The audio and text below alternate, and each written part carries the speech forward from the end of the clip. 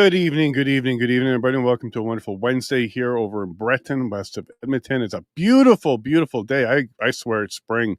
With last week or so, we've been melting, and it doesn't look like it's going to stop anytime soon. Hey, to you in Ontario who complained about the snow coming, sorry, we don't have that out here. But, you make sure you stay safe out there, and I know snow is a big deal. And Ontario, I see all your alerts all over the place, but thanks for sharing that with us. I am really excited about tonight's episode. We're going to have a lot of fun. Couple awesome gentlemen who are joining me. It's Nico Lagan and Rob Ambrose, who are also known as the Political Orphans.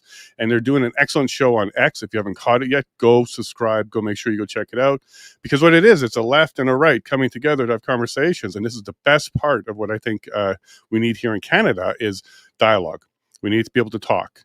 We don't need to vilify each side. We don't need to sit there and focus on all the things we don't like. Let's try and find where we do have some common ground. And it turns out there's a lot of common ground from the left and the right, especially when it comes to being a parent and taking care of your children and looking forward to a future here in Canada. We are not enemies, okay? As much as the media likes to play that up, and as much as you like to see on X, there seems to be all these, fights and stuff. No, not even close. We're Canadians that have a conversation. So I checked out their podcast. They had Maxine Bernier on just a couple weeks ago or a week ago or so. And it was an awesome podcast because what you're doing is you're getting questions from the perspective of both sides. And again, we're not very different at all. We are Canadians. We love our country. We want to see things prosper. We want to see people taken care of. We want to see money spent wisely. Like, this is not crazy talk. But if you listen to the media, they certainly want you to be enemies. They want you to have a division. And when we get into things like the Marxist problems that we have here, where they're dialectics and they're causing division, and it's a bit of a program and a system that we've seen over and over again, we shouldn't be surprised. But we kind of forget. We kind of get emotional. We kind of get upset. It's like, oh, your guy is being mean, and your guy doesn't understand. And what is it that your guys are doing in the schools? And what are you guys doing outside of churches? Like, do we have to talk like that, or can we sit down and have a conversation? So I am so pleased to see shows like the Political Orphans popping up and getting out there. Now, I can tell you, because I've tried hard to get people from, the other side on, and it's difficult because they feel like maybe they're going to be attacked or ambushed, or they're just going to be looking bad. Trust me, okay? No matter what, come on the show, check it out, and I will treat you like a human being, because that's exactly what we do around here. We show respect. So without further ado, let me go ahead and bring in the two gentlemen of the evening, Nico and Rob. Now, we only have one rule. No eye contact, right? No, actually, a lot of eye contact. Okay. I don't know if you want to give the context for that inside joke, or we'll just leave it there. We'll leave that for the subscribers. So stick around to the end, and then we can get into the but that was the only rule. I think everything else was pretty flowy, just no eye contact. So we'll do our best here. But thank you very much, Nico and Rob. You heard a little intro there. I am really impressed with your show. I only saw the one episode so far. But I really enjoyed it because you're doing exactly what we need here in Canada, to talk. So, Nico, how did you find Rob? The gay bar. No, we made eye contact from across the room. There you go. I've been recording podcasts for years. I've recorded hundreds of them, and I'm always looking for people from both sides. Like, I've spoken to people that were transsexual. I've talked to people that were that wanted to abolish abortion. That tells you, like, that's my spectrum. I talk to everybody from the left, from the right. I try to figure out what makes people good people, because it's not because I don't agree with them that they're necessarily wrong, right? And I was on X just looking for a liberal. I was actually looking for a liberal that makes sense, which is a lot harder said than done. And then I found Rob, and I reached out to him for a podcast. For some reason, I asked him to jump on a call first. We ended up talking for like 3.5 hours. And by the end, I'm like, we should do this. And that was literally a month, maybe 6 weeks ago. And I think we're 24 or 26 episodes in over the past month or so. We've been recording. Like, an hour is not enough a day. Like, we were trying to stop at an hour, didn't work. Today we banged at two. Like, we banged. Hey, Rob, we banged at 2 hours.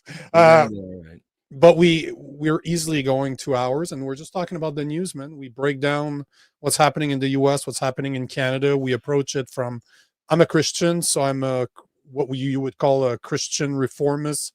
I don't like the way the church is, and I want to change it. So I get at it from more of a conservative perspective, and Rob's a lefty, and it just works. Like, we don't agree on everything, but it's very interesting how much in common we actually have.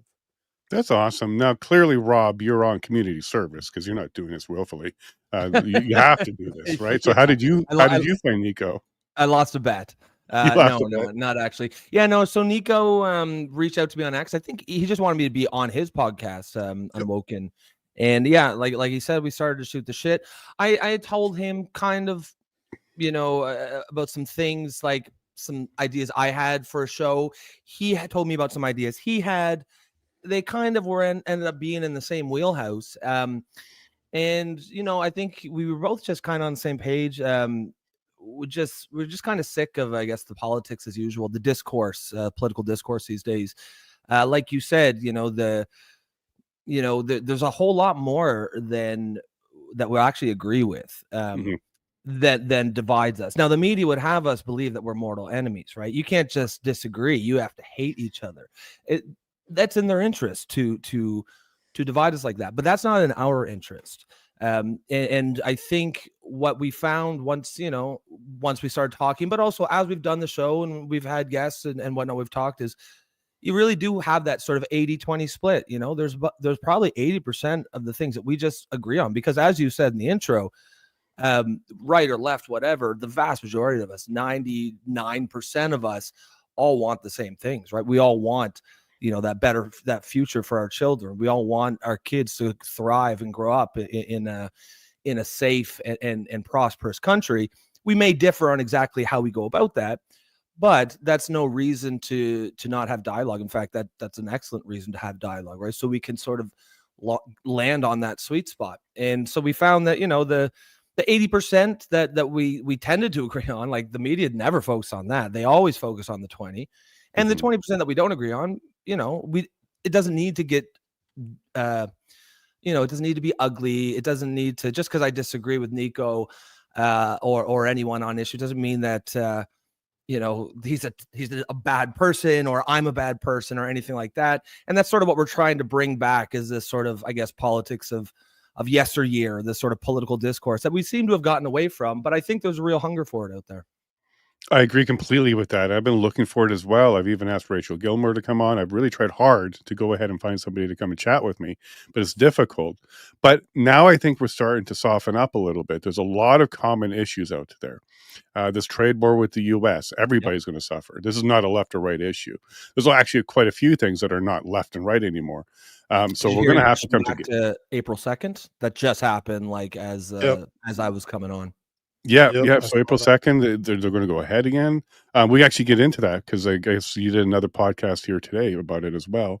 Nico, when you got Rob on, was it your goal to try and convince somebody on the left and try and change their mind and move them to the right?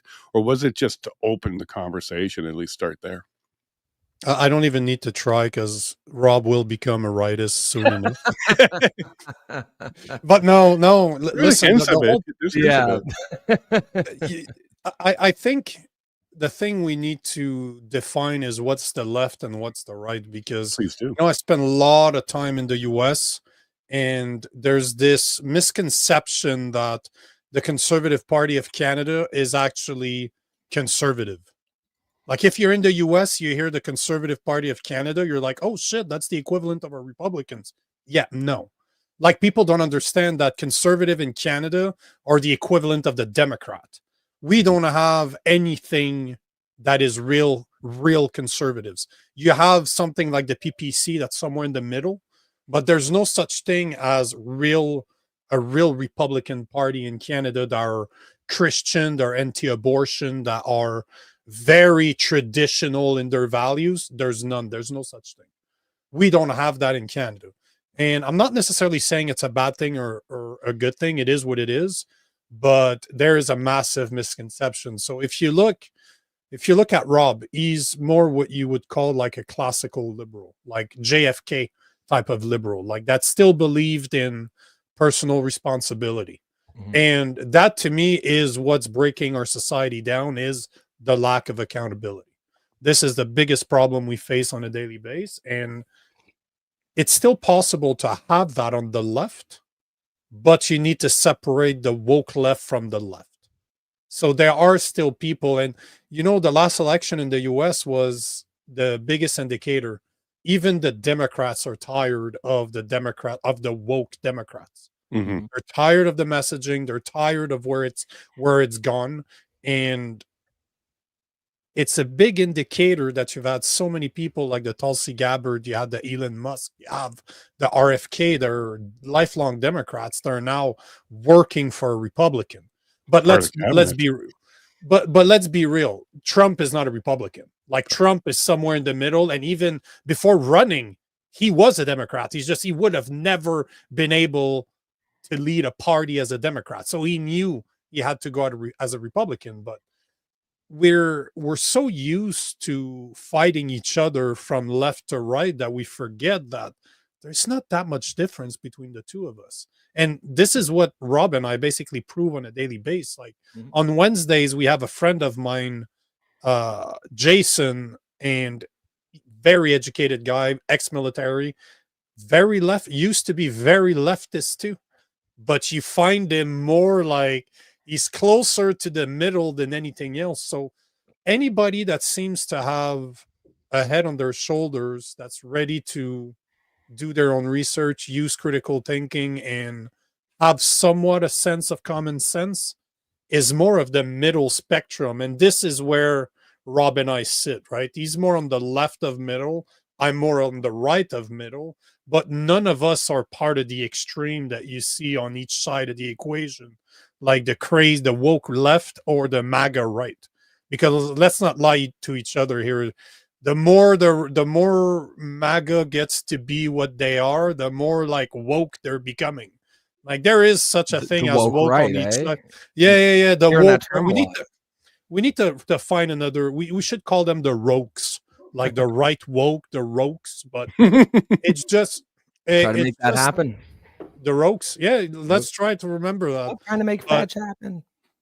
But see, that's the thing. See what we're doing right now. This happens every day. Although we don't have the same political affiliations, we're always messing around with each other. And if you find a way to be able to have a civil conversation, even if you don't, especially if you don't agree, you see that the tone completely changes, because there's no insults. We're not being belligerent to each other. Even if we disagree, we try to debate it out. That's it. Come at it with facts. And we're going to start having guests. Like, we booked a couple of guests. We booked Andy Kaufman.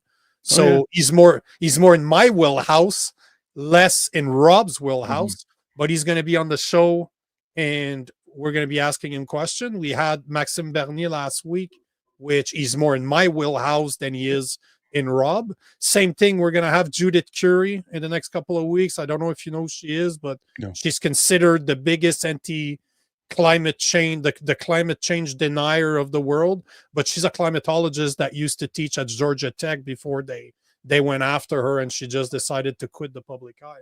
But this is the type of conversation that we're going to start having, is really having people like we did with Maxime Bernier. And we want to have a guy like Featherman, the senator out of the That'd US. be cool. Love that. because on the left, he's kind of making sense. Like, he's talking and he's kind of separating himself from the Democrat and just saying, hey guys, there's, and I think he's doing that intentionally. I think he senses that shift. There is me and Nico, we talk, but he's not an idiot. He's not an idiot. No. At the end of the day, if you don't see what's coming on the Democrat side, if you think it's bad right now, JD Vance is going to take it away for the next. Trump is going to be there until 2028, and if they're not careful, JD Vance is going to become the Republican representative, and he's going to be president. It's going to be a 12 years of Republican presidents if they're not careful. Yeah, I mean, we've talked on a show a lot about, a vibe shift, a culture shift that, I believe has probably been occurring for a couple of years, but really became clear with Trump's election over Kamala, and it seems like corporate America took notice of that as well. That's why you're seeing a lot of these people moving away from DEI. You're seeing Meta do that.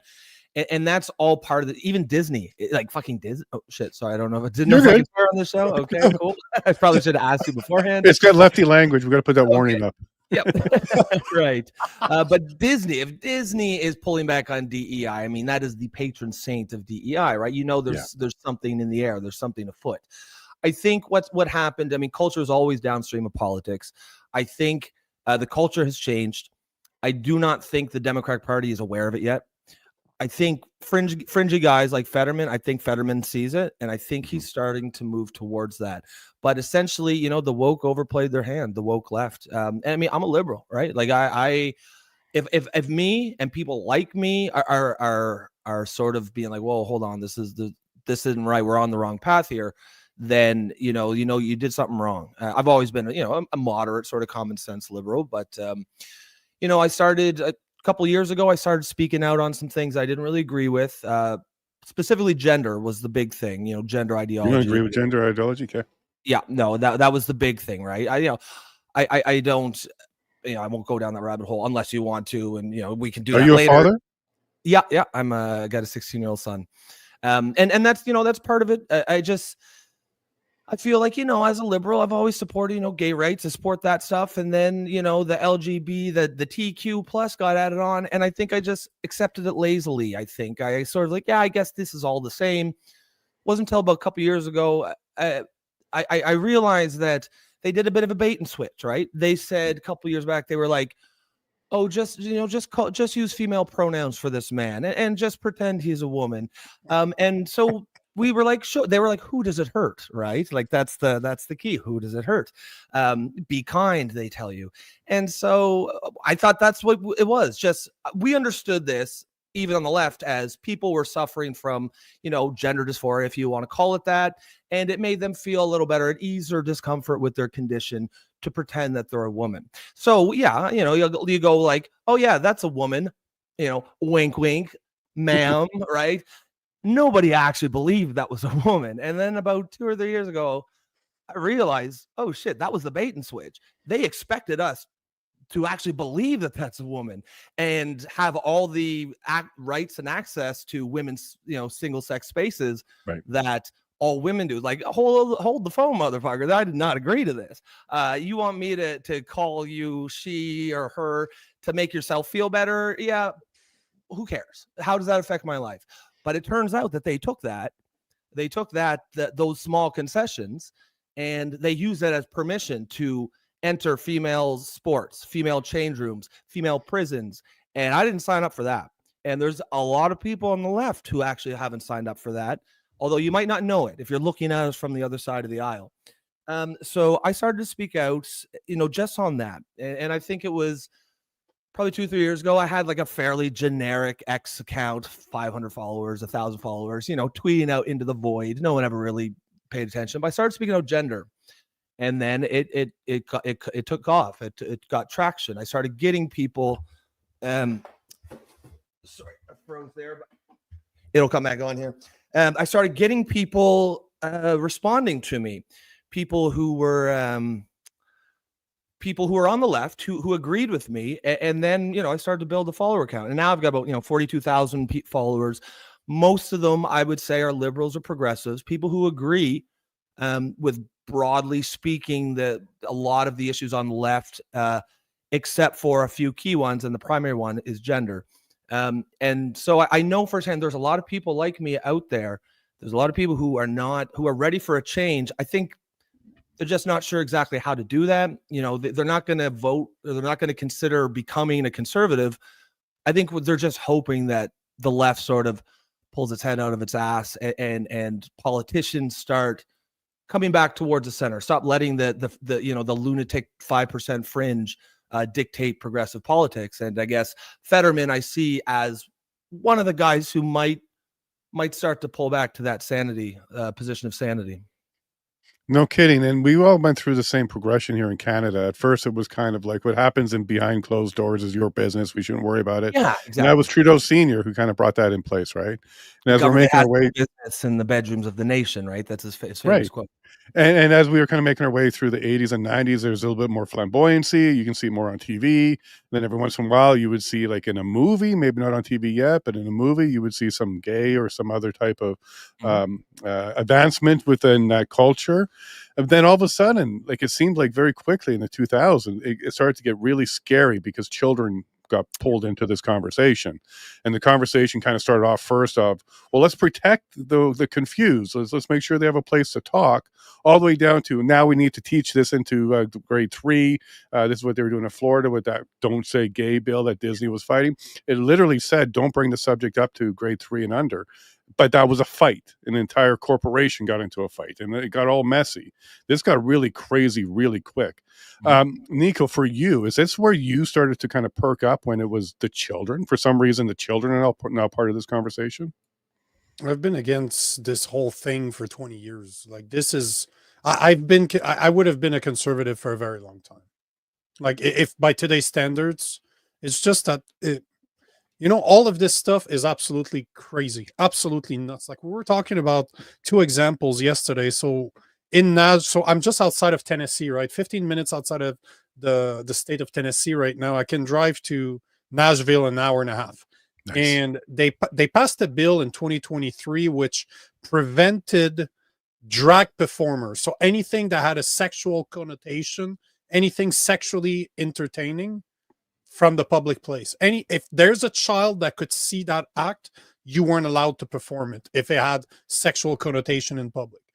It was challenged last week, and a Supreme Court judge in the US said, hell no, we're not listening to your case. The law stands.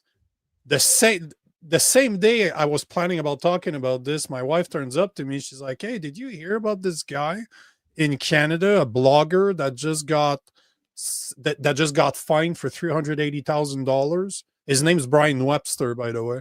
He just got fined by the Ontario court $380,000 because he called on a post online the people that performed at those drag queen hours groomers. Mhm. 380,000 for calling them groomers because it's hate speech. And to me, this is complete insanity. Are you serious? Why are they performing in front of kids if they're not groomers? Why are they always going after the kids? Pointing case. But this has been going on forever, like this idiocy that we turn a blind eye to people that are mentally ill. So this has been going on forever. Doesn't matter who it is. In Canada, we tend to be accepting and we just let it slide. It's like, oh no, no, no, don't worry about it. It's all problem. Let's be progressive. But at some point, we need to realize that when the patients are running the asylum, it does not work. And the funniest thing, I was thinking about this last week. For the past couple of years, I've been traveling a lot through the US, like 23 states, coast to coast to coast. And I created most of my content around warning Americans about what would happen if they continue electing people like Joe Biden, like Kamala Harris, like Gavin Newsom. Now that they dodged a bullet and that it seemed like the United States is going more to a common sense middle right now, I'm starting to look at Canada and I'm like, what the fuck is wrong with you people? Do you not see what's going on in the US? Do you not see what a change of leadership can actually do? Because that change is not going to be for 4 years. It's going to be for at least 8 to 12. Yeah. Because like Rob said, the Democrats are not going to catch up. Right now, they're still naive that they think they can go even more woke and it's going to work. Yet it's working in Canada. You got a Mark Carney, you got a Kristen Freeland, you got the Jagmeet Singh that's calling the US predators. Like, are you serious? Like in Canada, we're doubling down on wokeness when we have the perfect example on the just across the border where a good leader, and I'm not going to say he's great. I'm not going to say that I agree with everything that he does, but he is moving the needle something crazy. Can you believe that he's only been there for 5 weeks? Like in my head, he's been there for years, and he's just like been. Biden's still trying to get out of the parking lot. He's still looking for the exit. Biden still thinks he's president. He hasn't caught up to it yet. But the point is that I've been seeing the downfall of Canada for years. Like ever since Harper left, it became very clear.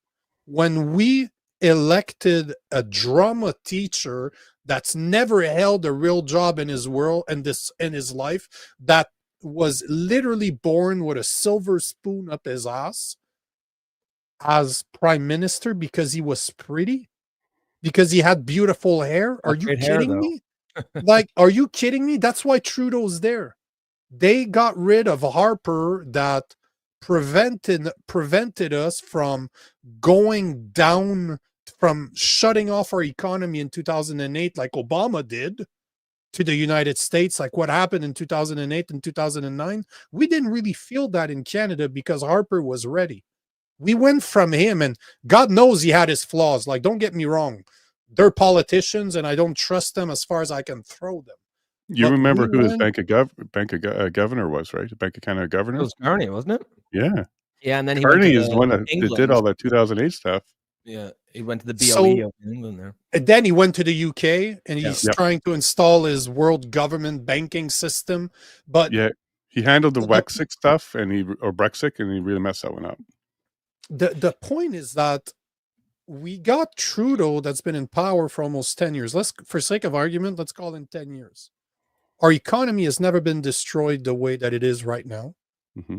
They're trying to go to war with the tariffs in the US dollar for dollar, thinking that we stand a chance. It's a David against Goliath fight, but David is really retarded, and he's not even able to walk straight. Like, David ain't David. It's a fight we can't win, yet they're doubling down on this. And Canadians are following this. Like, if you look at the polls now, like Trudeau I don't trust those polls. Oh, no, but I'm telling you, man, like, go see what people are saying. It's growing. There's a movement growing for sure. I think if you want to, like, you look at, I like looking at the betting markets if you're looking at political predictions, because anybody can say anything to a pollster. That shit can be fudged and stretched. People don't lie with their money. You know what I mean? People, that's the one thing is people aren't going to fuck around with money. And if you actually look at the polls, I think it's not even really that close. There is a move up from Carney. Polymarket is the website that I use. It's just got a generic question, who's going to be the next Prime Minister of Canada. There is, Poilievre has gone down and Carney's gone up a little bit in the last week or two, but it's still a massive gap. I think it's like 65% for Poilievre, whereas the polls will tell you it's either neck and neck or Carney's actually ahead. I don't know if I buy that. No, fair enough. And they do lie to us. Yeah. But I'm looking at your pulley market. It's something that's used a lot for Bitcoins as well. And so but that's a market that's more middle or right. So you got to be careful. I'm going to look at but it's dealing with money. So when it's dealing with money, but it doesn't matter. Bang on with the U.S. election. It was by far the most accurate. I think the on average, it predicted the winner like 2 hours before they were declared for every state, before they were declared by the news. I get what you're saying for the U.S., but the demography is completely different. The only reason Trump won is because of men. Women did not change their votes.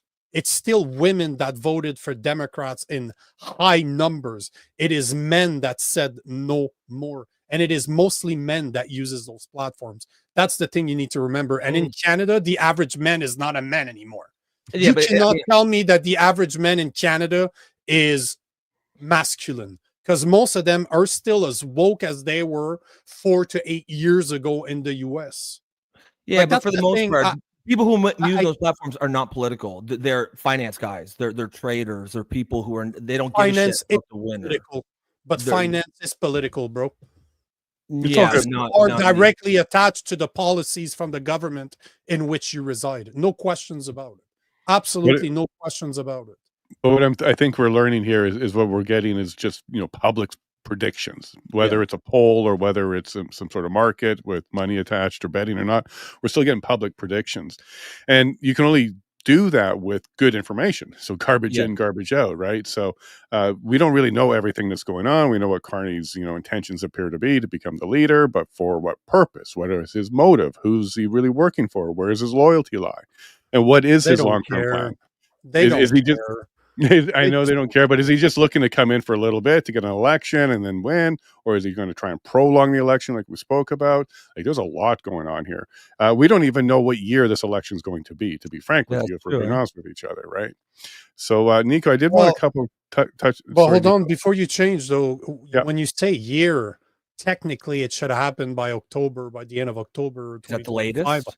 Yeah, well, No, that's the late. that's a fixed date. So that's a fixed statute date. So we actually have it's called the Elections Act, right? It fixes it for that, but the Constitution requires it by September 2026. So with consent in the House, it could be prolonged. With an emergency, it could be prolonged. Like, there's a couple ways to prolong it. But that's what I was going to say. If it's an emergency, and this I see that happening. Well, sure. Like 5 we minutes. we spoke about that yesterday, Jason, and that's what I'm seeing happening. It's supposed to be in October, but I don't see it happening if they find a way to push an emergency, which, now that Trump is still moving his tariffs, because now he moved it, and like Rob said, just before we jumped on the show, I saw that too. It's been moved to April 2nd. So basically, he was superstitious for the first. Of course he is. Well, no, because it was up until like an hour ago. It was March. It was like March 4th. It was March 4th or March 6th. He gave us another month. Oh, so we got April 2nd. I thought it was April 1st all along. No. It was March. It was supposed to be February, and then he pushed it, and then he pushed it. The point is that he's not trying to he's trying to get something out of this. We just don't know exactly what it is outside of securing the border. But it makes sense why he delayed it, because he's going to see who's going to be the PM. Is Carney going to get in there? What are they going to do? With March 24th being the proroguing end date, will we go back and do something about it? So maybe he just gave us a little bit of a buffer, but I don't think he's playing around. I think that's our last extension. I think he's going to kick it in if we don't do something. That's what he wants you to believe. That's for sure. That's the idea that he's going to sell, but at the same time, is that going to happen? Because at the end of the day, right now, it doesn't even matter. It doesn't matter that it's Carney. It doesn't matter that's Freeland, because they're both spewing the same. Even I think Freeland is even worse than Carney, as bad as this sounds. But you look at Poliev, he still wants to go on a tariff war. The only person that didn't was Daniel Smith from the get-go and Maxime Bernier. Those are the only two people that said, hey, let's pick up the phone and have a conversation. What an idea, right? How insane! Well, how insane of an idea. There's a time and a place to thump your chest and swing your balls around. This ain't it. I mean, this is not, just given who you're dealing with, and the adversary. America can squash us like a bug if they so choose. I think with Biden, you certainly wouldn't be concerned about that. You could go hard against Biden. You can't do it against Trump. There's just, at some point, if you just look around and recognize, you got to recognize reality of the situation and swallow your pride and, fondle his balls a little bit. You know what he wants. He wants to be praised. He wants to pump his ego. And I mean, if that's what it takes to either avoid or limit these tariffs, I mean, that's what you got. Because this has a potential to be devastating to our economy. I mean, what's the latest? 1.5 million job losses, maybe. Like, that's pretty serious. Sorry, go ahead. No, I was going to say, and the media is not helping right now either. Like, every second article is about how to buy Canadian, how to make sure that you don't buy American. What can we do about this? And they're really just prepping us for this. So I think the drumbeat's going to be, this is going to be a very anti-American Canada for a while. I think so. And I remember after the first extension there, the media the next day went on this big triumphant, like the headlines were like, "Ha, this idiot! He didn't know they already agreed to it." And it's like, you motherfuckers, don't you know he reads the papers? And like, he's exactly the kind of personality type to all it's going to take. Like, yeah, other presidents might not conduct foreign policy on a whim because they read a newspaper headline, but that one will do that. And just why? Like, just stop. Like, it's like they had to dance on his grave a little bit, just antagonize the one guy you don't want to antagonize. That was and something I was Justin annoyed about. Trudeau became senator, right? As soon as they Governor, started, yeah. as a governor, yeah, as soon as they started making fun of him, he's like, "Hey, Governor Trudeau is going to be at my mansion next week. We're going to have a good talk." And to go back to your poly market, I was looking 72.2% of the people on poly market are men. And you're looking at about almost 60% of them are between 25 and 44. Yeah, So but the they're not exact people. No, they're no, not but what betting I'm their saying, politics, though. They're not betting their politics. These are people you're who understand how markets work and they know all the data. This is the smart money, for lack of a better term. This is the but you're people not understanding what I said is it's men that voted for Trump. I understand that, but I'm talking about And that age group. I'm talking about these are professional traders, finance guys. You're okay. I'll repeat it so that you can understand. The people that use that platform, 72% men, most of them, 60% of those men are between 25. What you don't understand is it's irrelevant. That doesn't matter whatsoever. Of course, if you're using that as a polling station to see who's going to win, no, but if the people that are using that platform, you're basing your analysis on that. But there's a small difference here, Nico, because they would actually put their money on Carney, even if they don't like Carney, but they're looking at the numbers and stuff. Like they're making a different decision. Politics. Correct. Right. No, It's slightly better than just a blind poll, especially stuff that's online, like 1,000 samples, and that's it. It's all trash, to be honest with you, and it's a prediction. But what I want to kind of get to now is the shift from the left towards hate and anger and even death. So one of the things that I didn't like seeing Canadians do was when they took a shot at Trump, and we had people in Canada saying, "I wish it was a little bit to the left, or to kill him, or a little 4 inches to the right, or something like that." Oh yeah. When did we start getting to that level that we were actually hoping someone dies? And then when did hate become more than just something that you felt, in the playground? When did that actually become something that's criminal and that we have to now try and stop and define? And who gets to define it? I'm going to go to you first, Rob, on this one, because these are the things that I saw from people to traditional left. Like we had people in our universities making comments like this. Mm-hmm. What happened? Like, why is there so much anger towards somebody that they actually want them to die? This is not something that's normal in Canada. No, it isn't. And I think one thing I hear a lot from people on the right is when I say things like that, I'm like, holy shit, like, wow, the left really is. I don't know when the left turned authoritarian and right. Sort of full of violence. No more peace and love, right? Yeah, most people on the right say, motherfucker, we've been telling you this for years. You were telling this 10, 20 years ago. And I don't know. I'm sure there was some, for sure. We're all susceptible to tribal politics, right? That's your side, that's your team. And I think everyone's likely to, even people who consider themselves, free thinkers like myself, there is a certain amount of, you're going to give your own side a little more leeway. But it's pretty clear to me now, like, when I started speaking up about gender, just the way I was treated by people on the left, but the things that they said to me, it sort of took me aback. Like, holy shit, this is my side. Like, was it like this the whole time? Was I just blind to this? I think, I don't know when it happened, especially, I don't know where the anger comes from, especially because, the political left has had cultural dominance for the last 20 years. Like, guys, at least in Canada. You've been in charge almost, without any sort of challenge from the right for 20, 30 years. And now that, like, the first moment there's a little bit of a swing back to the right, these guys are acting like, like they've been being like literally tortured and attacked personally. And I don't understand where it comes from. I guess I think honestly, some of my I've had to do a lot of soul searching over the last couple of years. Sort of like, how was I sort of blind to this? I think there is a certain, I do believe that there's, a large chunk of people in the center moderate left that are good, sane, decent people. A lot of them don't agree with what's going on the left, or they're just not aware of it. Because one thing about the left is we're very good at compartmentalizing information, right? We've created an echo chamber for ourselves, a bubble where we don't like to hear dissenting opinions.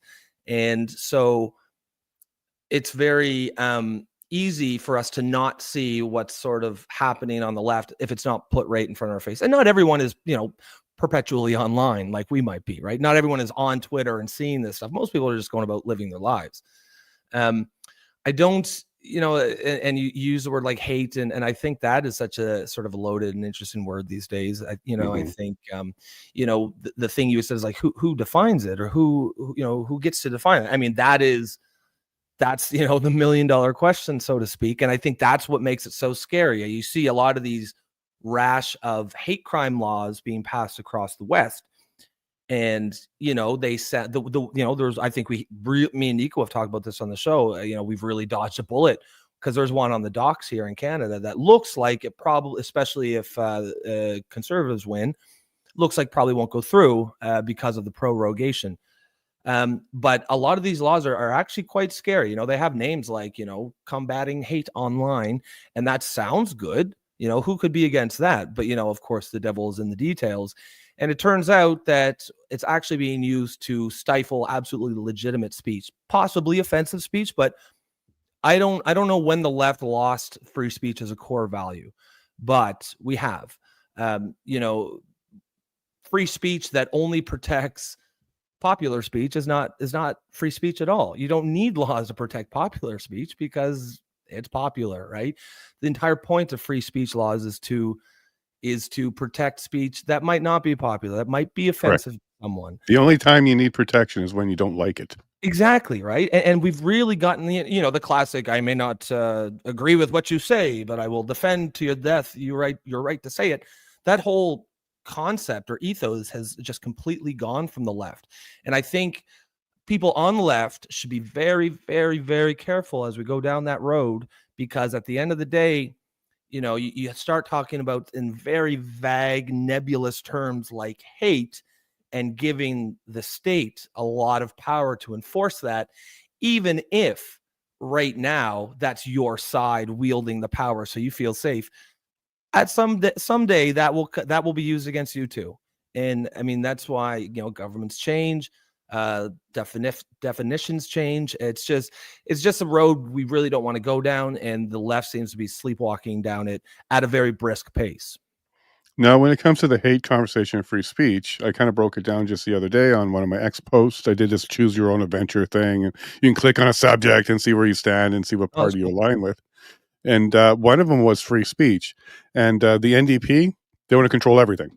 Okay, pronouns. So they even want to have compelled misgendering speech. Is a crime, right? Correct. Exactly. That's what I mean. So they even want compelled speech. You have to say certain words. You have the liberals who say, well, we want to, control online misinformation, and we want to remove hate. You have the conservatives that say, well, we kind of want to leave free speech alone, but we do think the courts, civil and criminal, should be used to define and decide what hate is, and then have penalties for it. So they actually agree that hate is a thing, and it needs to be criminalized or go through civil court. Sure. And it's really only the PPC who are saying, no, free speech, absolute. In fact, you don't need free speech protection unless it's stuff you don't like. So this is why we need to make sure that we keep it. There's no such thing as free speech if only the things you like. You don't need a protection for things that you like. You need protection when it's stuff you don't like. And even incorrect misinformation is protected by free speech. There is no requirement to be completely accurate. In fact, the courts upheld this all the time. There's a lawsuit I looked into with Maxime Bernier where he was suing for defamation because they were lying about him. But in Ontario, you have the SLAPP regulation, and it really protects political speech. And what this judge made very clear is political speech doesn't have to be accurate. You can be wrong. You can be hyperbolic. In fact, if you can't be hyperbolic, Trump would be in trouble. So exactly. You absolutely have that flexibility. It doesn't have to be accurate. And I do think we need to protect that. Nico, I'm going to come to you next, because what you saw after I went onto your show, you saw, some haters. I have these people that follow me all over. And don't worry, it's not just one group. I've got a lot of them now. They're all over the place. And they follow me because they're trying to shut me down. They don't want me to talk anymore. And if you look at why, if you actually look into the history of some of these, it's always because I ask uncomfortable questions. I ask the questions you're not supposed to, almost taboo-like. And that happens on the right as well. So you and I kind of talked about this briefly. We do have the same thing happening on the right. You're not allowed to disalign. You're not allowed to not support somebody. And as soon as you make one mistake, they're just as vicious now as the left. You're out. You're done. You are a fed. You are something else. Like, it's brutal out there. So we have this 80% in the middle, which I think we're all comfortable with, but it's those two 10% wings, those two radical sides on both sides that are getting pretty ugly. And it does seem like, and please correct me if I'm wrong here, Nico, our side is getting just as bad, cutting you off, trying to cancel you and going after you. Are you seeing that too? And what can you say to the people that are supposed to be on our side? Like, why are we doing this? Why is this a tactic we're doing now? You know, before I do address that, I want to address the question you asked Rob, because I can tell you when it started. It started under Obama in 2008 because of a guy called Saul Alinsky. If you want to read this book, Saul Alinsky is one of Obama and Hillary Clinton's hero. And he is the guy that organized people based on Marxism. So this is when it started. Because in 2008, you have to remember, Americans elected the first black president. And if you didn't vote for him, you were a racist. And I gotta be honest with you, at that time, I was supportive. I was like, this is great. Racism's over now. Like, I was super happy at that point. But it turns out racism just spiked up, because if you were white like me and looking at Obama and saying that guy is absolutely empty, he will bring nothing, but all he did is got voted in because he was black. That's it. That's racist. Technically it is, but the people that voted for Obama because he was black are also racist. You know what I'm saying? So this is where it all started. It was in 2008. It all started under, and I'm not saying it's Obama that did it, although he enabled it, because that was the plan all along. Alinsky's been planning this since the 70s, bro. So this is no wonder that they were expecting a woman to be in. Imagine if Hillary would have been elected in 2016 instead of Trump, how far down the hole we'd be today. But it started in 2008 with that. If you didn't vote for him, you're probably a racist. And it just continued and continued and continued. And here we are almost 20 years later dealing with the downfall of that.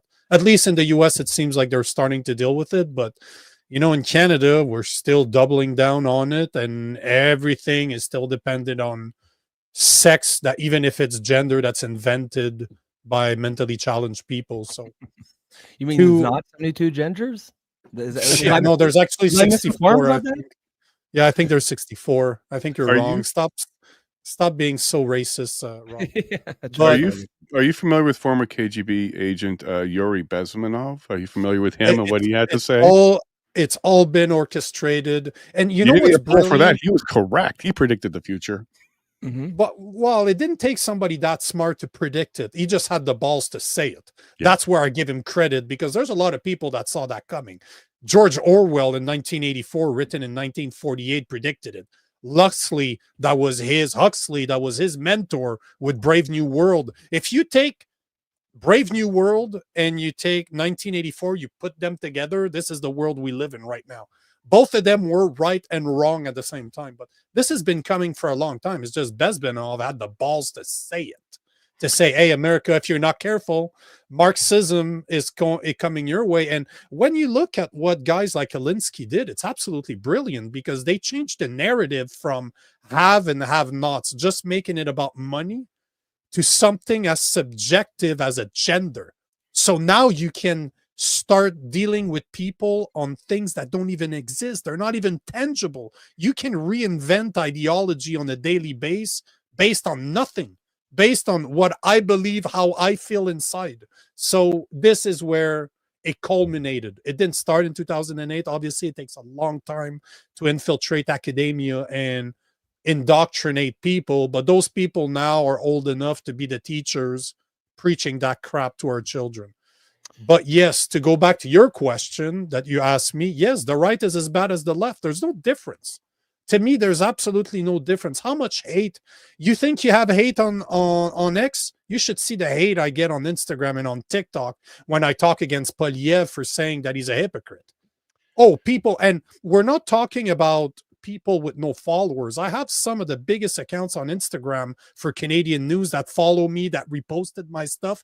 Now they post on me and they call me out saying that I'm split voting, that I'm sending votes to the liberals. And you know what I started to realize during this upcoming campaign is that a lot of the big accounts in Canada that you never see their fucking faces are fucking bitches hypocrite. They don't have the balls to put their face on their content because one, they're not capable of having an actual conversation where they can put two words that make sense together, and they cannot create content that's original. All they do is copy paste what's going in the news into a pre-made template. They paste it and they just post it. That's it. They have no original content because they can't think for themselves. But those people are starting to attack me, saying that I'm wrong, that I'm split voting. And I'm just sitting there. I'm like, bro, if your candidate is too stupid, how is that my fault? If I'm calling out his hypocrisy, how is it my fault? I'm not responsible for all I'm doing is, hey, did you see what he's doing? He's doing the exact same thing that Trudeau's talking about. If Right. you start comparing those two, they're not that much different from each other. They serve the same people. So I'm looking at them, and just because I'm pointing it out, I'm the problem. So you see that the woke left that's been screaming out of their closet, blocking their ears like, la, la, la, la, la, la. The right is doing the exact same thing in Canada, and yet I'm the problem. It's my fault. It's insane.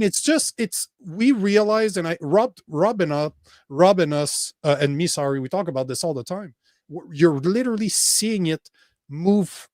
Hopefully it stops somewhere in the middle, but I'm really worried that it's going to cross that middle, and you're going to see that the average person on the MAGA cult, because it's one thing to have voted for Trump, but to believe he's your savior, that he's your golden calf, that, he can't do no wrong, is a problem. That's no better than saying that there's 64 gender and that's your religion. There's no difference. I think Nico, one thing that Nico will often say is, he's trying to keep the right from sort of going too far now that, they've got a bit of cultural ascendancy now. And actually, with regards to your question about free speech, I feel like as a lefty, I've got somewhat of a unique perspective on this. I think probably right now, if you're sort of looking back over the last 20 to 30 years, you look at the left and you think of, that's been the side that's censoring people, whereas the right has been all about free speech and whatnot. I think it's a mistake to look at that and think that means it's a left-wing value and free speech is a right-wing value. I think Agreed. what the value is who is on the culturally dominant side. I think if you're the culturally dominant side, you're just more inclined to be favor of censorship. If you're on the culturally non-dominant side, you're getting censored from the other side all the time. Right. And so it's very easy. So it's very easy for, a free speech ethos to build in. But what I think you might see happen is now that the right is culturally ascendant, is you might start to see the right act very much like the left. And it might turn out that what we thought, were left-wing properties are actually more just the properties of the culturally dominant side. That's quite a very good observation, Rob, because I think you're actually right. It's the oppressed who will speak up and say, let me speak. It's not everybody else who can already speak. And if you're already aligned with the majority, you're not complaining. You're already, getting on with your day. But if you're feeling oppressed, targeted, attacked, we see this historically. It's not a Canadian thing. Any oppressed will fight back. Will just rise up naturally, right? Mm-hmm. And I think that's how Marxists, they know this. So, and that's exactly why they divide the way they do, is they try and create small little niches of oppression, the fringe groups, right? The marginalized. And they're doing this all over the place. And it's not a monopoly that the left have or the right have. I believe it's a Marxist system that's trying to put us underneath quite the, not just globalist, but a suppressed mentality, a suppressed culture where you don't rise up. And one of the things that we've learned over the years is, one of the things you do is first you take away their guns, okay, so they don't fight back, and then you take away their speech, and you take away their choices, and then you also do things like take away their employment or their livelihood. And this is a way to control mass population we've been doing this since the beginning of 3 people. At that point, this is exactly when this system started to develop. Now, religiously, Rob, where do you stand? Because when I hear people like Nico, I always know that there's a faith-based approach to them, because this is where they're getting their guidance from. Like, it's not the government or the culture that's supposed to guide you; it's something else. And for people like Nico, it's going to be God. What is it that you use? So so it's an interesting. I'm always curious because I love moral compass. I love moral uses guidance, his and I'm wondering how emotion. people get it. Rob is all about how he feels. So It's all about It his can work. emotion. It can work if you're doing to others like you're doing to you. So I would say officially, technically, if I had to slap a label on, and I don't like this label because I'll explain why, but I would probably be defined as an atheist. Okay. I don't like the label because I think it implies that I don't believe in anything, and that's not true. I'm quite spiritual. I believe there's something more. I'm just not sure that the religions that we've been given as answers, none of them really sit well. Now, I actually grew up very religious. I grew up in a very strict Pentecostal home. My father, what he did for a living, he owned a chain of Christian bookstores, right? We were in church. He had a vanity license plate that said Witness. We were in church. I love him already. three or 4 times a week. And I was a true believer, born again, until probably 18 or 19, when I started to question things. Now, when I around 2021, I sort of came to the conclusion that I didn't really believe a lot of the stuff I was told. Now, with some time, and for a time, I was probably a militant atheist, you might call it that. I had a lot of, anger at religion in general, and specifically the religion that I grew up in, Christianity. With time, I feel like I can look back, and I think a lot of my main concerns were actually not really with religion. They were with the people within the church. I saw a lot of hypocrisy. You grow up in the church, you see a lot of people try to hold themselves up as some, God-fearing people, and then you see them the other 6 days of the week just being not living at all. The principles that they espouse. Now, I guess, as I've gotten older, I realized that's not, Christianity's fault, that there are people who are not, who don't really live the values. It wouldn't, I'm still sort of searching.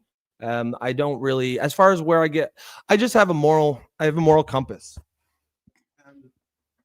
And what compass do you use? Like, is it the golden rule? Is it to be honest, it's probably similar to the 10 Commandments. You know what I mean? Which that's another thing that I've learned sort of as I've gotten older. Like I grew up on that stuff, but if you really look back at it, I mean, it's not really all that religious. Like, yeah, of course, thou shalt not have no other gods before me is there, but like most of it's like, don't lie, don't cheat, don't murder, don't have sex with your neighbor's wife. All pretty good rules to sort of organize a society by. And if you kind of look through the history of almost all cultures or societies that have sprung up, civilizations have some sort of rule like that. So, there's definitely some aspect of that that's just sort of good governance, just a good way to live your life. But I would say my moral code is similar to the things you're going to see in the 10 Commandments. Treat others as you would be treated, or as you yourself want to be treated. Treat people with respect. I've got my own sort of sense of morality. I don't believe morality needs to come from religion. I think you can have it without a religious aspect. But I think one of the things I have realized as I've gotten sort of older is the value that religion plays in society. When I said I was a militant atheist, if you had asked me when I was 25, I would have said something like, if you could snap your fingers and all the religions were gone, the world would be a much better place. I no longer believe that. I've gotten a better understanding of human psychology and human behavior. And even if, just for the sake of this argument, we accept that all religions are absolute bullshit, religion still has a place. It just as a social institution, as a grounding feature, right? To give people something to ground themselves to, tether themselves. And I think there's value in that. There's a lot of value in the community of the church that I think I took for granted growing up. I think one thing that's, the problem with modernity is, we're loosening our social bonds, right? Where everyone's, and, the state has taken over a lot of the role that family did 100, 150 years ago, right? And I don't necessarily think that's a good thing either. And I think, you know, there's value in the community aspect of the church. So I guess it's a tough question, and yeah, I know I sort of danced around it a little bit. You did good. Yeah, I mean, I'm kind of, ask me again in 10 years, I guess I would say is where I stand. But hold on. Let me correct Rob first. You're not an atheist. Because atheists, the definition of an atheist is that you do not believe in God. You disbelieve in God. It has nothing to do with religion. Because they say that about 95% of people in the world believe in God. Would that be the better word? No, I looked that up, and agnostic, it's even worse than atheist. Hold on, I'll get you the exact definition. I've never really liked the label atheist either. Yeah, that's so basically, a person who believes that nothing is known or can be known of the existing of the nature of God. So basically, you deny it from the get-go. But you know what? What you are, there's a term for you, and I had to Google it, but it's called NBNR, not NBNR, spiritual but not religious. Yeah. And I was like you for 20 years. Like, you can see, like, my all my forms are massive Buddha. So I was a Buddhist for almost 15 years. So I feel where you're coming from. I fully understand where you're coming from. But at the end of the day, the fact that you think that you have a moral compass that's based on you is not possible, because you're based on emotion. At the end of the day, we're emotional creatures. That's why we've always had a set, like, obviously, if you look at the 10 Commandments, makes a lot of sense, right? It's pretty logical at the end of the day. I understand the part about God, but the fact that you shouldn't murder people, the fact that you shouldn't lust after other women, like your neighbor's wife, those things make sense. But the only reason that they're normally well enforced or respected is because of the religious aspect, is because you know that there's consequences. And so as much as you say you're an atheist, you're not. You're a spiritual guy, and you probably have a very deep understanding of Christianity because of you growing up in the Pentecostal church. I know what Pentecostal is. I've been to those churches in the US, and it's fucking insane. Tongues and the whole thing. Bro, if you even from me as a Christian, I'm like, I went to one of those churches in Virginia. We went there twice. My wife wasn't there the second time. They were speaking in tongue. I'm like, I'm pulling the knife out of my pocket. I'm like, am I gonna have to fight am I gonna have to fight getting out? So I understand where you're coming from. What is going on? But you know, this is the thing, and Rob and I don't normally talk about this because the show's not about Christianity. It's not about pushing my beliefs on people. But even I, as a Christian, like, I had a podcast this afternoon with a guy called Nicholas Bowling. Massive content creator in the millions of followers, and he's a minister. He does a lot of his content. He's in the street talking to people, and even him, he's like, there's a problem in the church, and that's something that we talked about for about an hour. Even as a Christian, I don't belong. So because I don't belong, you know what? Because I just read the Bible. Right. I don't look at what my pastor's telling me. I read the Bible. That's what I refer to. I read the Bible. So to me, it's not a religion, as in more a collection of stories that came together, and I choose to believe, I have faith that this is what God wants us to know. This is how he wants us to live our life. I don't believe what the pastor's saying. And I'm not going to put anybody on. Like, most Christians kind of go the other route. Most don't seem 100%. To actually read the Bible that much. Most just 100%. Go by what the pastor says. And if you've got a good pastor, that works great. But if you don't, you know, it seems like it doesn't always. Well, and that's why having stories like you, Rob, makes total sense to me. I totally understand, because I don't come from that. My family's not religious whatsoever. I could count the number of times I'd been in church on one hand until I was like 35. Really? Maybe more than that, like 38. I only started coming to church when I first went to the US, and I discovered non-denominational church, where they don't have they don't preach, like, they don't talk about saints. They don't talk about their interpretation of the Bible. They read the Bible. It's not about what was changed. It's the Bible. And I want to go back to one thing that you said, that there's a massive misconception in a lot of the population, especially in Canada, when it comes to Christians. And we tend to be judged. We tend to be put on a pedestal and judged for not being perfect. But if I can quote Tim Keller, the church is not a museum of saints, but a hospital for sinners. I'm no better than my neighbor.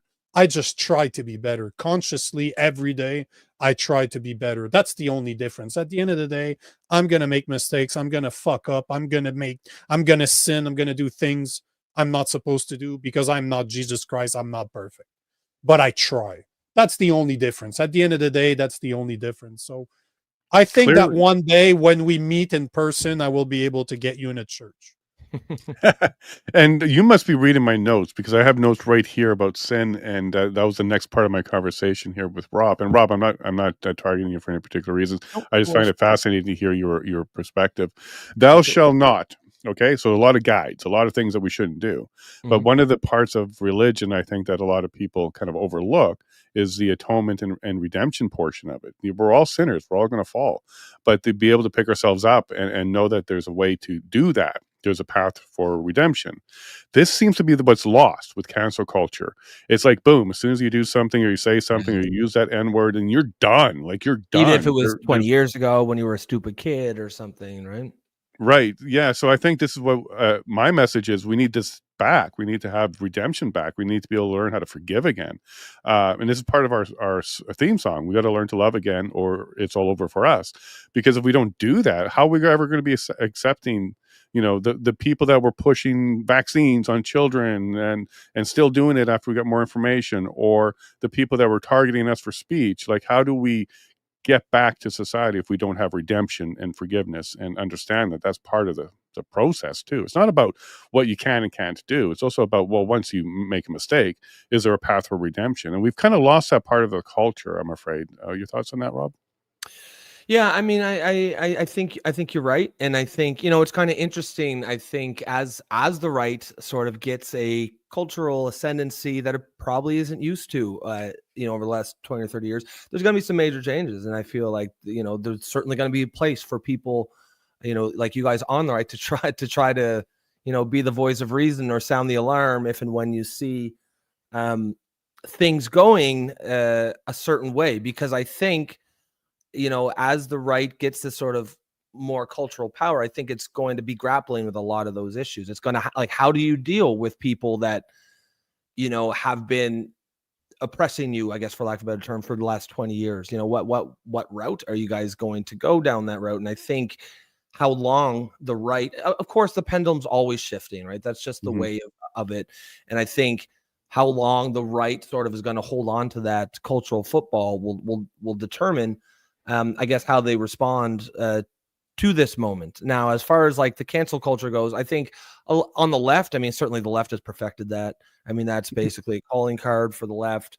And I think what'll be interesting is I think now the left's going to have to see what it feels like to be on the other side, to be the ones that need to, really be careful with what you say, because you don't have the cultural power to silence anyone anymore, and now you're the one being silenced. And I think it's going to be interesting to see how both sides sort of, because whatever you think of how things are going right now, it's pretty clear to me there's a major cultural realignment, and I think it'll be interesting to see where everything settles. You'd like to see it at a sort of people like Nico and you are able to keep the right sort of on a reasonable, sane path, allow the left to get back to a place of sanity, and maybe not try to, because there's going to have to be some forgiveness and some redemption, I think, for a lot of the things that the left has done to people on the right, like a lot of just the cancel culture. I think people, it's funny because I think a lot of people, especially when you're on the side that's not getting canceled, I think it's very easy to be like, oh, it's no big deal. Like, so what? You lost a few followers or this and that. Well, you can get another job. But like, that's a pretty egregious, it's almost a violent act on a person. Like, yeah, cancel culture is a trendy word. It sounds like a buzzword. But what we're really talking about is social shunning or excommunication from the group. There's a reason why, back in the old days, like ancient times, being shunned, being forced to leave your community was often a fate worse than death. Yeah. Right. So to be sent out into the wilderness, never to return again. You know, we're social animals, we're social creatures, and that to just be, you know, kicked out of the embrace of your tribe, your family, your community, your village, what have you. That's a horrible thing. That hits on something far worse than losing followers or losing a job. And I think the left isn't totally full of psychopaths that just love hurting people, although it might have seemed that way. I think a lot of it is just hubris and arrogance. I mean, for sure, there's psychopaths on the left, just like there are on the right. But I think a lot of it has just been, you know, this idea, like when it's not happening to you, it's very easy to pretend it's not a big deal. But it'll be interesting to see sort of where we go, because I think we're having essentially a major political realignment here across all spectrums. And I don't have a crystal ball, but you know, it'll be an interesting for us content creators. It'll certainly give us lots to talk about. Well, But we're if you look allowed at the to, US, but but you know, the only thing I would add to you, the difference between the left and the right, and Canada, there's no difference. So I'm not talking about Canada. I'm just going to talk about the US, is that if there are Christians, they're not supposed to treat the left the way they were treated. That's Right. what the Bible tells us. And this is where I see really big value in religion, especially Christianity, because let's not lie to each other. The Quran doesn't teach you to turn the other cheek. So Christianity as a whole, especially in the US, should keep that under check. And I would call out the Christians if they go after the leftists just because they treated them like that for the past 20 years. It's not right, because that's not what Jesus teaches.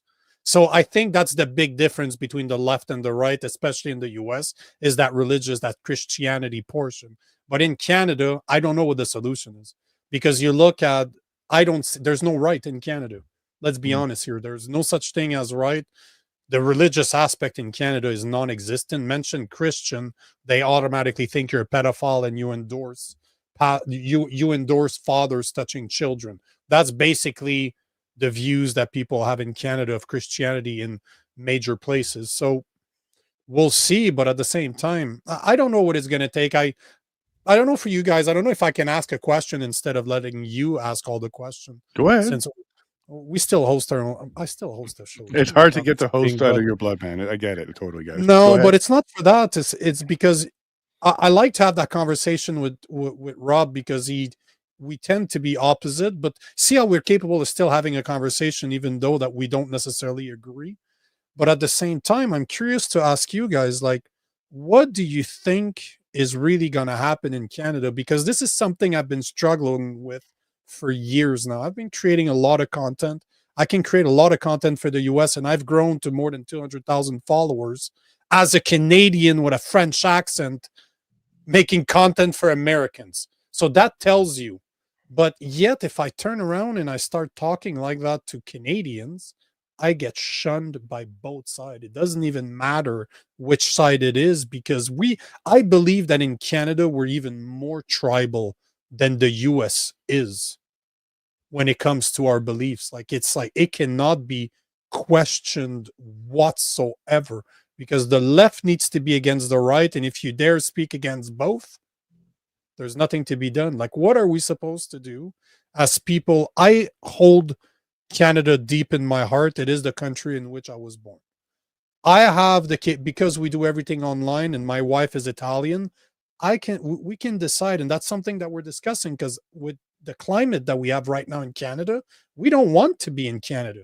Yeah. We really don't want to be there. We have no attraction to Canada. And I haven't forgotten what they did to me for years. They took my career, they took my passions, they took everything away from me, just because I chose my belief over what they wanted to push on me. I haven't forgotten. I won't forgive them. I'm God. As much as I'm supposed to, I will not forgive the people that did that to me, because I will never forget. I'm never going to trust those people again. So what are we supposed to do as Canadians that care about Canada? You have somebody that's more liberal. You have somebody like me that's more Christian. You have you, Jason. I think you fall somewhere between Rob and I think I'm a bit more right than you. Maybe I'm wrong, but You're probably quite wrong. We should have more talks. I would happily do so. But the point in the matter is that we still represent like the middle spectrum on each side of that spectrum, but still the bell curve, the 65-70% of people. But what is it going to take for us people that care? Because I know I can talk for Rob. He cares because he wouldn't be doing this every day with me if he didn't. And I know, Jason, you care too. So what is it going to take for us to be able to wake up Canadians that are, I can't even call naive, because at this point they're not naive.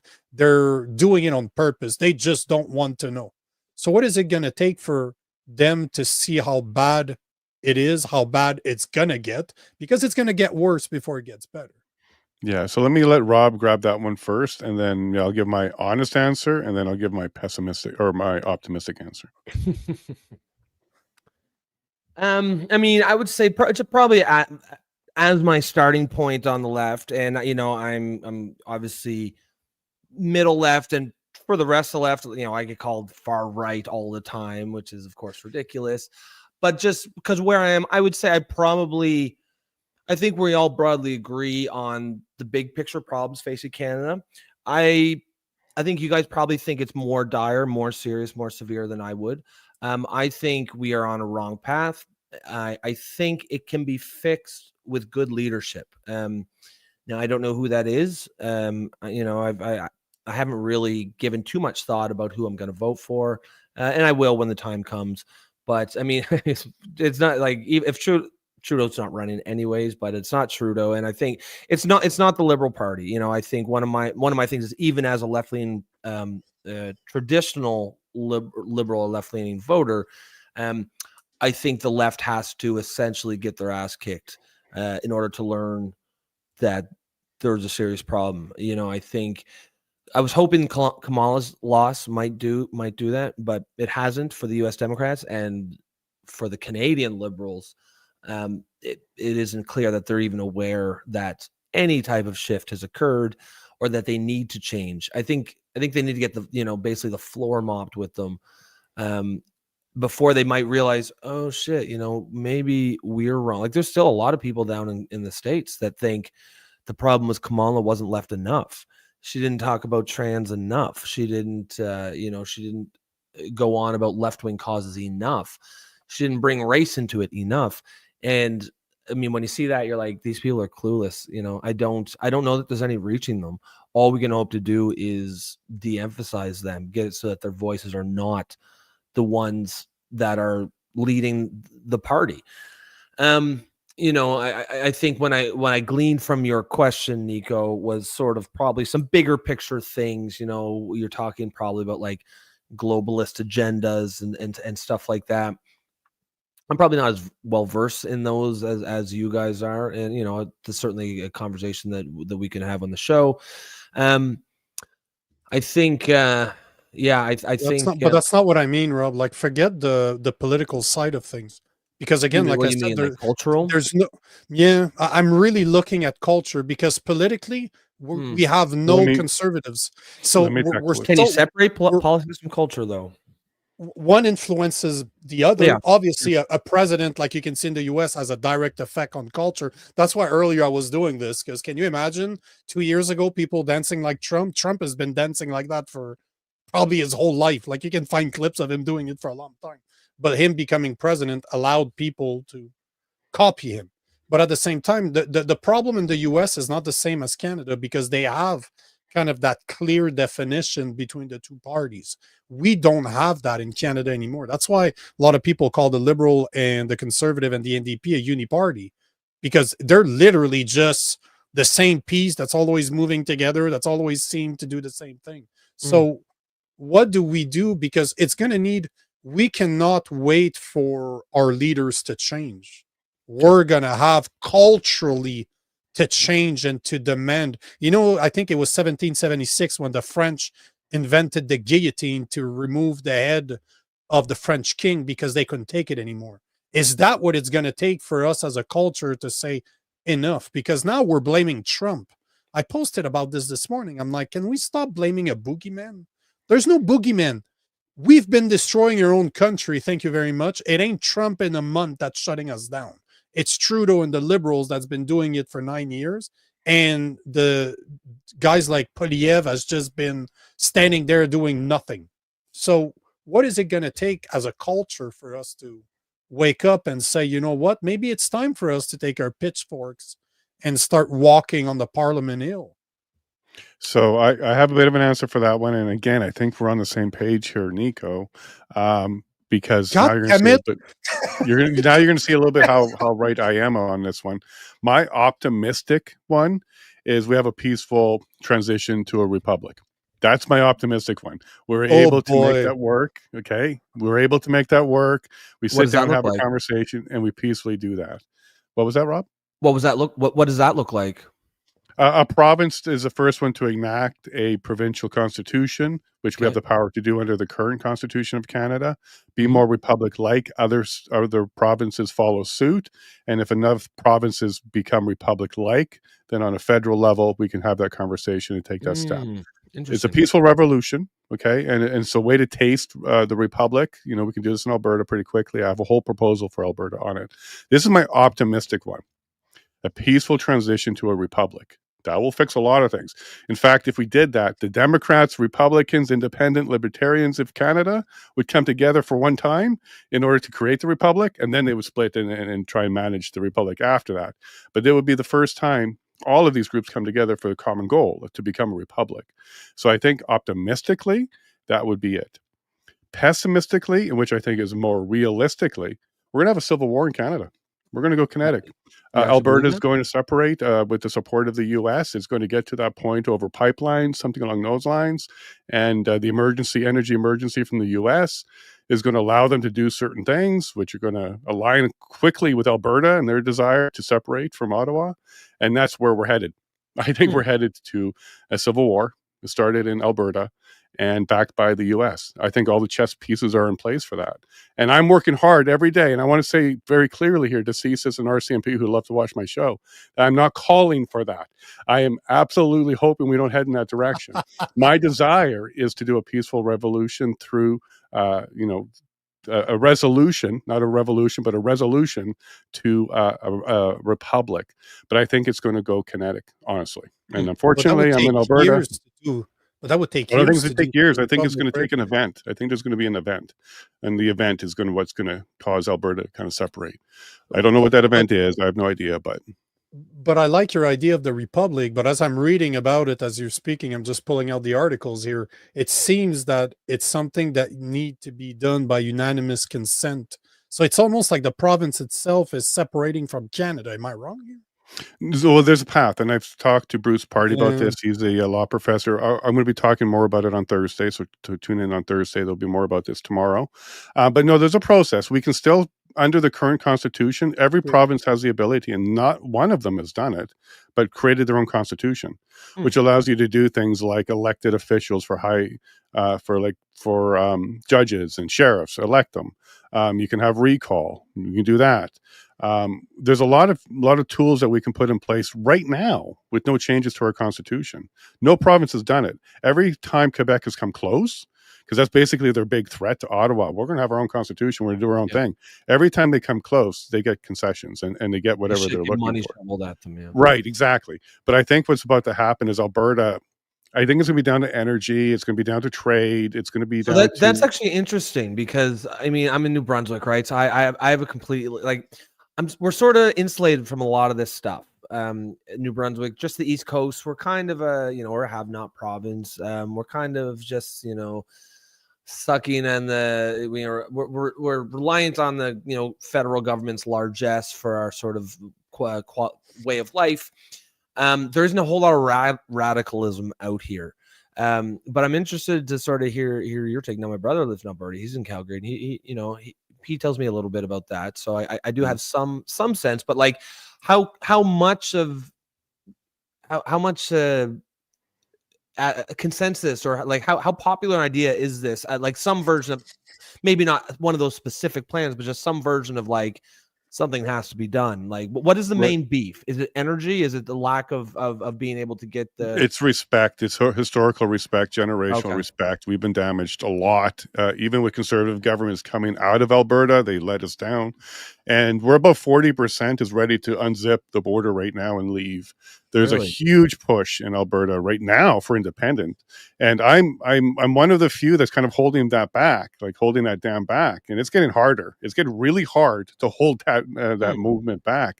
And this is why I'm trying to propose a stopgap, which would be a more republic-like constitution. Let's try and do that first before we actually take the main step. Like, I would rather go to a bit of a re-engineer our relationship before we get a divorce. This is kind of where I'm thinking in my mind.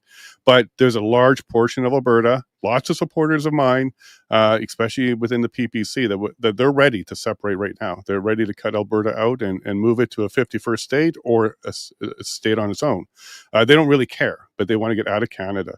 And that's about 40%. And it's getting harder to hold them back, to be a little bit more pragmatic with them, because it's hard. We're about to have an unelected PM who already said he's going to use the EA and he's going to do deficit spending. Like, this is dangerous talk if you're out here in Alberta. That's going to destroy us. And I got to tell you, Rob, Carney's not even hiding it. He even said, we need to support Alberta over this next stage because they're going to be disproportionately harmed during this trade war, because he understands how harmful it's going to be to Alberta.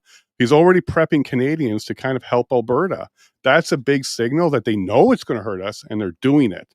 So I think Alberta, it's getting harder to hold them back. So I think we're going to go from diplomats to patriots. I think that's going to be the shift.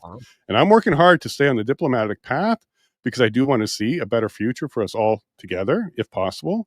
But it's getting harder. It's getting harder for me to use my diplomatic skills to hold back the patriots who absolutely want to change all of Alberta. Make it. Is there anything Ottawa can do, in your opinion? Even not even necessarily speaking for yourself personally, but just, you know, this group, this block of people. Is there anything Ottawa can do, or do you feel like it's too far gone?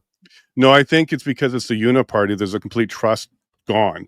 So if a party went in there and said, look, let's go towards a republic, it might take 20 years, but let's head in that direction. Let's have that conversation. That, I think, would save it, because at least we have the optimism of heading in that direction. But right now, all the parties want to stay with the king. All the parties want to fight with our biggest neighbor, and all the parties want to control the people in Canada. So, and I'm leaving the PPC out of that because they're not elected yet. So all the parties in the House.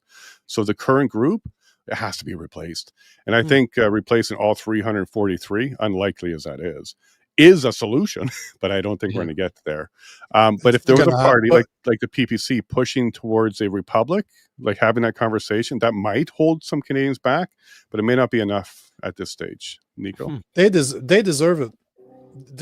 To me, looking at Alberta and understanding how they've been destroyed and abused by Canada for so long, they deserve to separate. I completely agree with what they're trying to do. I fully understand it. I was just talking about that with my wife the other day. If there's one place I'd stay in if I have to stay in Canada, if, let's say, that's a big if because that's not the plan, but let's say I had to, Alberta's the Nico, we're sending you back, Nico. Nico, you're going back to Canada. Then but that's the only place I would stay is Alberta. As long as stay right now.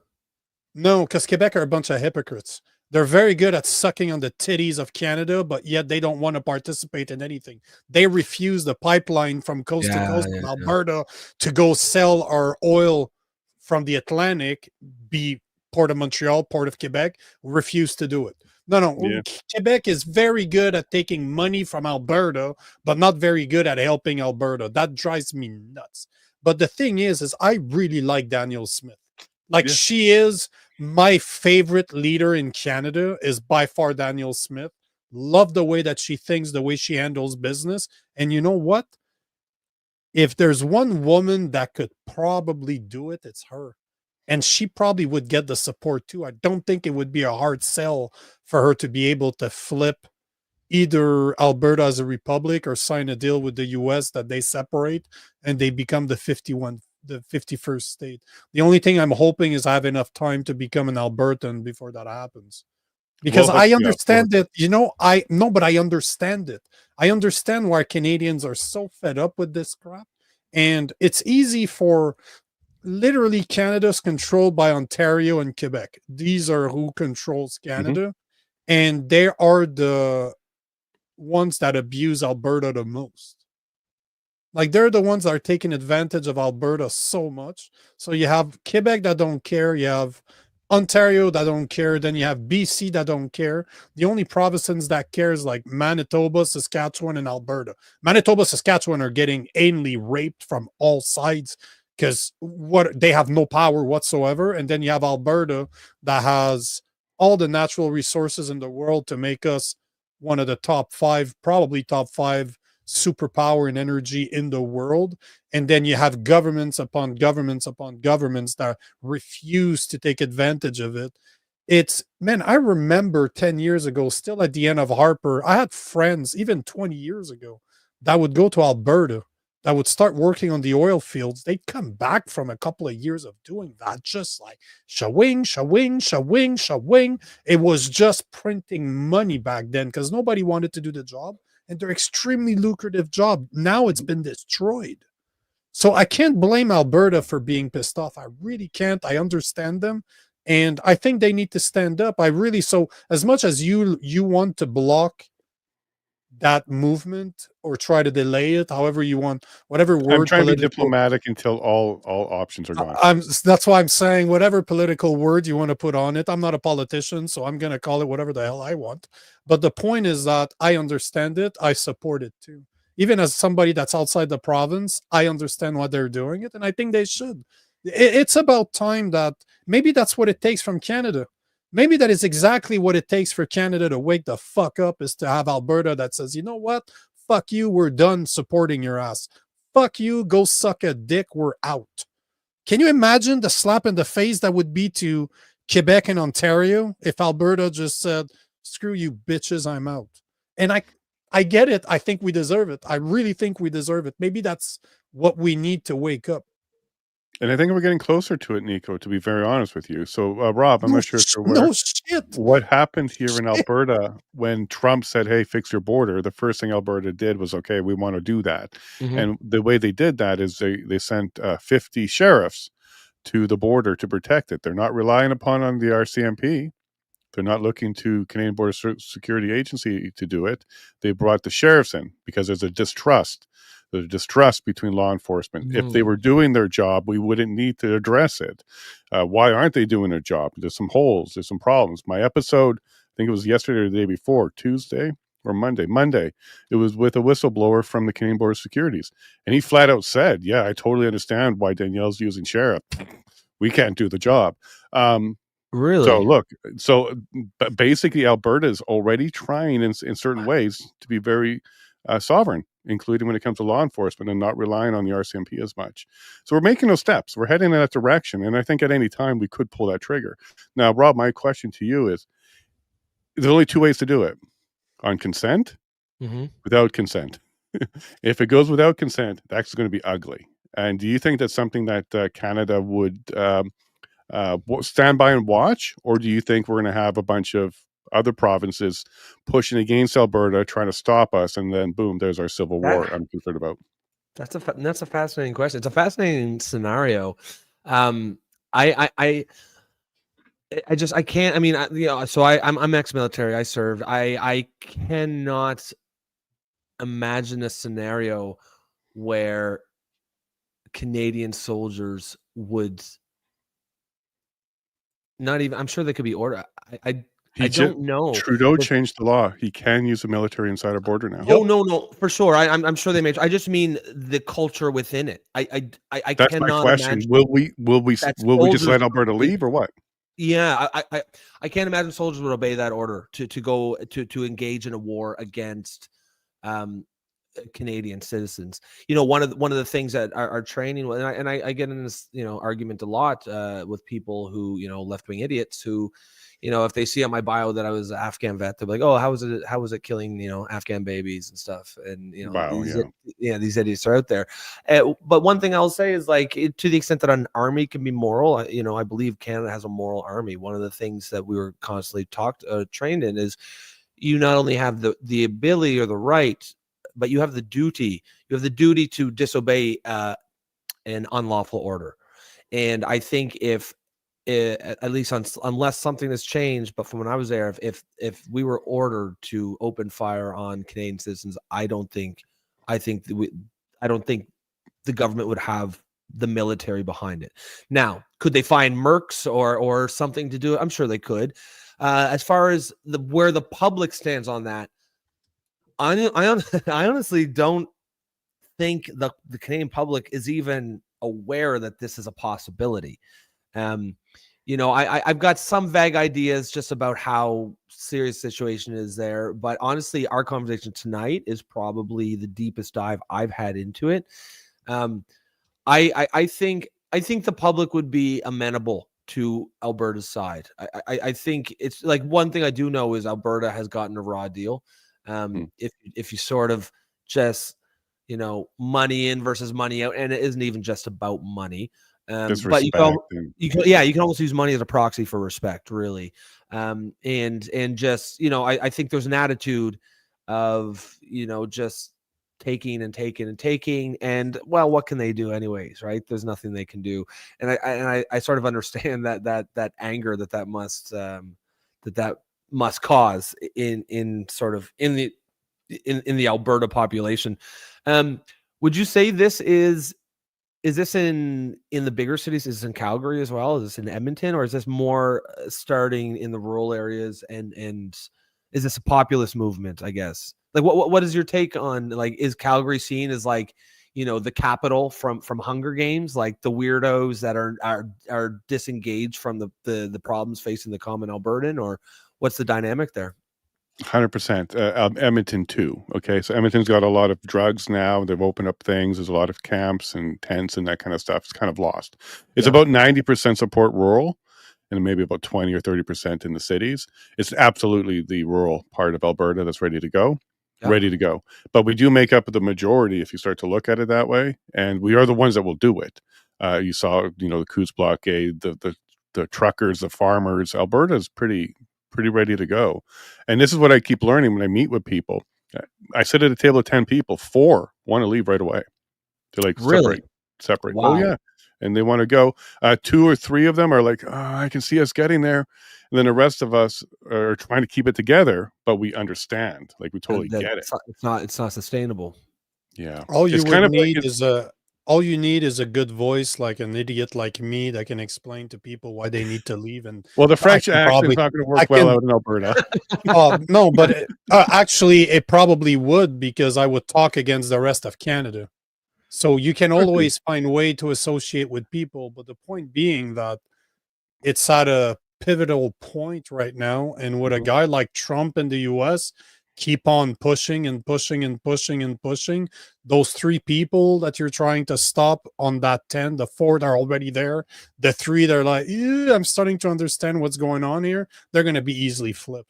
They're going to be extremely, extremely easily flipped. And again, that might be, I never thought about it this way until now, but I think you're really showing me that that's what it takes. I think that's what it will take for Canada to make or break, because without Alberta, we're so screwed. Oh yeah, we're fucked. We are so screwed.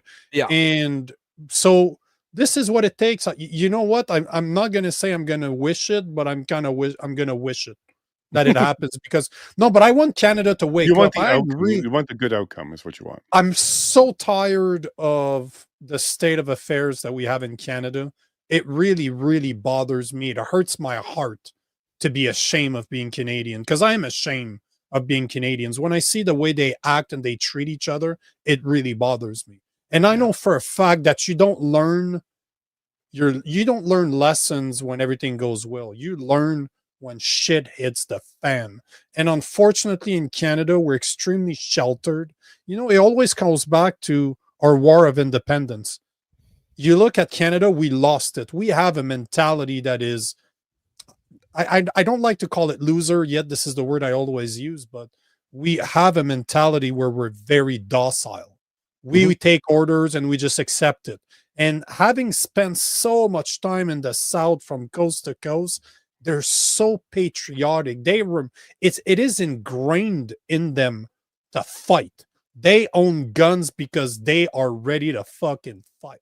There's a good reason why most of the military guys come from the South, because they are born with this stuff. They want to stand up for their country. We don't have that in Canada, but it seems that it might be happening in Alberta because of the rest of Canada.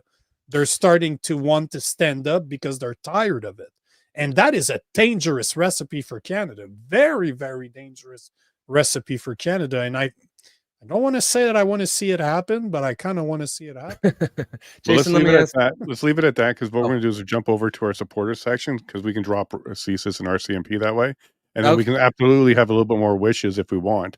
But let's go do that first, because we're kind of running out of time. This has been such a great conversation. We're running a little bit over. But hang on with me. So we're going to do a little bit of a transition over to the supporter section, and then we'll continue this conversation. All right, public, make sure you share this one out. Are you interested in a separate Alberta? Are you in Alberta and you want to separate? Are you one of the 40%? And am I wrong? Is it closer to 60%? Let me know. But share this out there, folks, because I can't hear anything out there other than a desire for change. And what exactly does that change look like? Well, we got a few options. I certainly want the peaceful ones, but I do want change. I don't want to band-aid this. I don't want to just be tolerant. I don't want to stand on guard. I don't want to be passive. I don't want to be apologetic. I want a future that I can leave for my children. And I know Nico knows this, and I know Rob knows this. So people, hand this out, share it out, make sure you get it out there, and you take care of yourself and your family. Why do I keep reminding you? Or make sure you shake the hand of a neighbor or a stranger. Very important. Make those connections. And why do I keep reminding you about this? It's because I love you all very much, and God bless.